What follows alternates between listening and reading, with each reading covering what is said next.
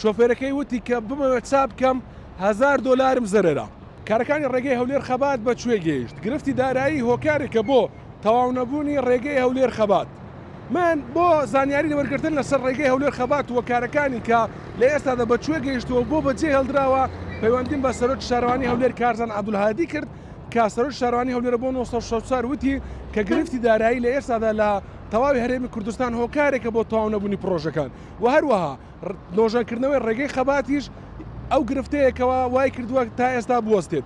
یعنی پرسیارم لەبارەی ئەوە شەو لێ کرد کە سەرۆکایەتی شارەوانی هەولێر کارگەیەکی قیڕی هەیە کە تایبەتە بە خۆیان، یعنی گوتم ناتوانم بە کارگەی بەو کارگەی قیرا ڕێگاکە تەواو بکەن. ئەو باسی لەوە کرد کە ئەم ڕێگای دراوەتە بەڵێندەر، یعنی دەبێت بەڵێندەر تەواوی بکات و ئاماژەشی بۆ کرد کە لە ئێستاشدا لە کۆبوونەوەی نەو دەمانەوێ ینی بە ستافێکی تر و هەروەها دووبارە لێکۆڵنەوەمان کردووە بۆ ئەوەی پێداچوونەوە بکەین بۆ چارەسەرکردنی کێشەکانی ئەو ڕێگایە و دووبارە دەستپێکردنەوە.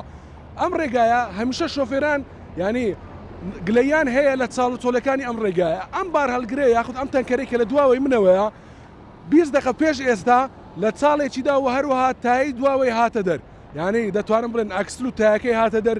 شۆفێرەکەی وتی کە بمەوێت چاپ بکەم 1000 دلارم زەرەرە، یعنی دەوەرەقە بەهۆی ئەو چاڵی کە لەسەر ئەو ڕێگایە بوو.